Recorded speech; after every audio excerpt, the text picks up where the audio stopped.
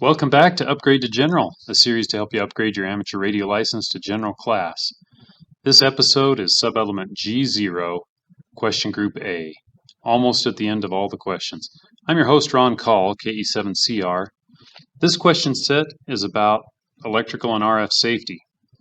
So let's jump in with some of these questions. First question. The first question asks, what is one way that RF energy can affect human body tissue? Think of RF energy, think of a microwave.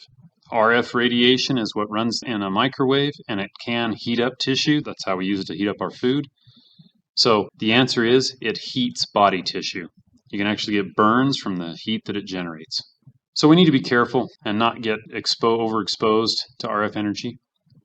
Next question asks, which of the following is used to determine RF exposure from a transmitted signal? And the choices are the duty cycle. That's what proportion of time that you're actually transmitting versus receiving.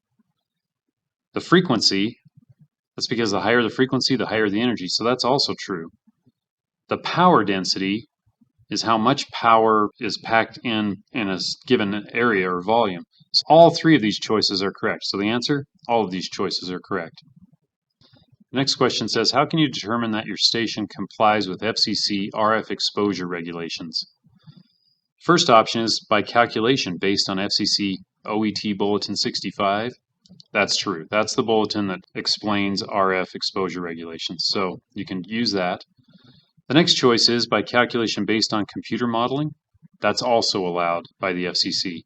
And the third choice is by measurement of field strength using calibrated equipment. You can actually go out, operate your station, and measure the RF field strength using calibrated equipment. So all three of these choices are correct. Again, the answer is all of these choices are correct. The next question says, what does time averaging mean when evaluating RF radiation exposure? It's the total RF exposure averaged over a certain time period.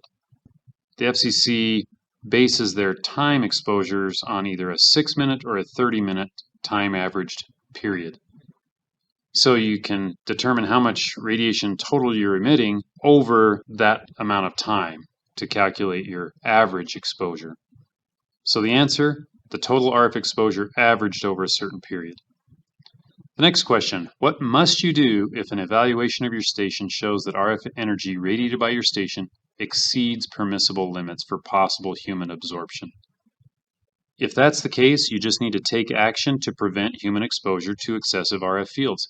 Any action that you take to modify your station, modify your time of transmission, modify the power output, whatever you do to prevent human exposure to excessive RF fields. So that's the answer.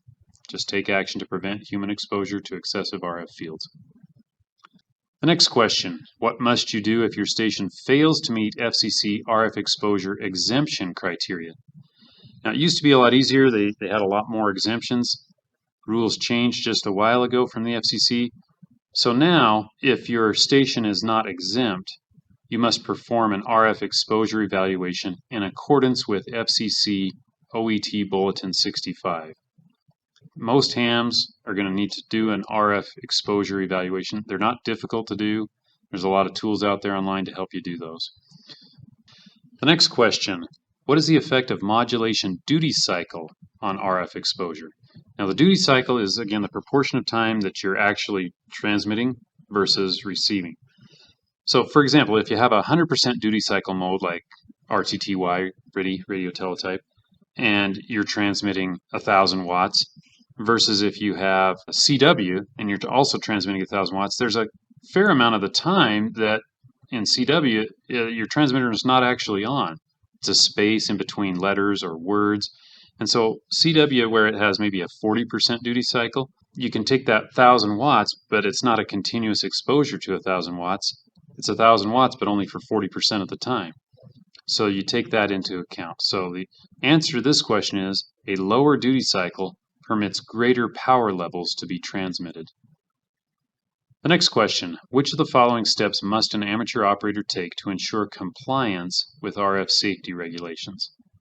And the answer, perform a routine RF exposure evaluation and prevent access to any identified high exposure areas. The next question, what type of instrument can be used to accurately measure an RF field strength? You'd use a calibrated field strength meter with a calibrated antenna. Next question, what should be done if evaluation shows that a neighbor might experience more than the allowable limit of RF exposure from the main lobe of a directional antenna? And the answer, take precautions to ensure that the antenna cannot be pointed in their direction when they're present. So again, you can still operate that, you just have to make sure that you've taken precautions to ensure that nobody's going to be in the path of that main lobe. It's not pointed in their direction when you're operating. The next question, what precautions should be taken if you install an indoor transmitting antenna?